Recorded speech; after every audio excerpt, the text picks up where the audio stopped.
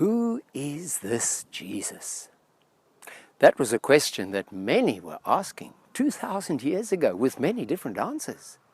Even the disciples of Jesus asked at one time, who is this? That even the wind and the waves obey him.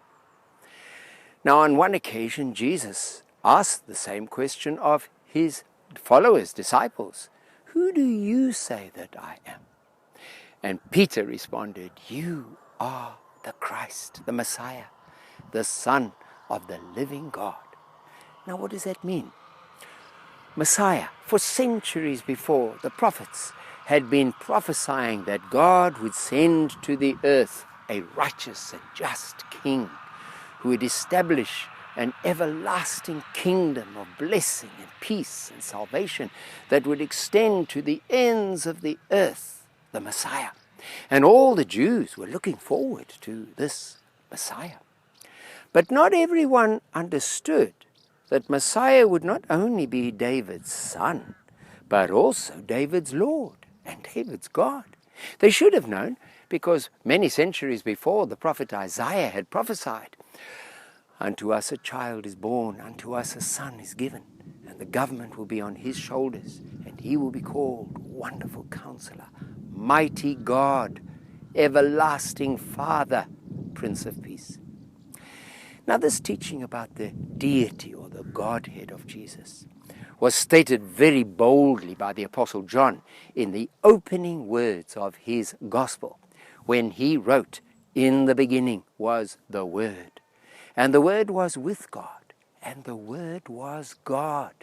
He was in the beginning with God, and all things were made through him, and the Word became flesh and dwelt amongst us, full of glory. Thus, John introduces the deepest mystery of the Christian faith, the God-man, Jesus Christ.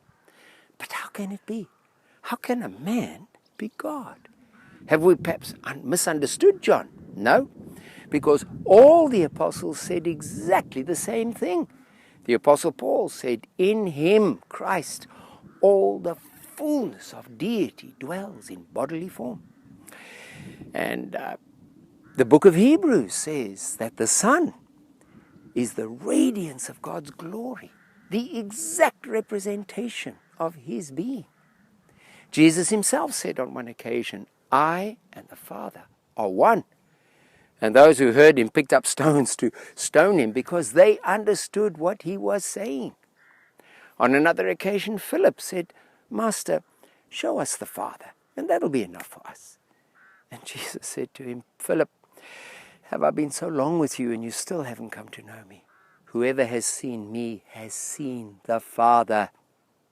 In the last book of the Bible, the book of Revelation, we have a wonderful scene where all of creation, heaven and earth, the angels, the saints, and every created thing are worshipping him who sits on the throne, the Father, and the Lamb, Jesus. And that is why the church has worshipped Jesus Christ as Lord and God from the very beginning. But the amazing thing is that this one who is God humbled himself, emptied himself, became man, took flesh and born of a woman, and became obedient as a servant unto death. This is who Jesus is, the Messiah, the anointed King, the Son of God, who became man for us and for our salvation. God bless you.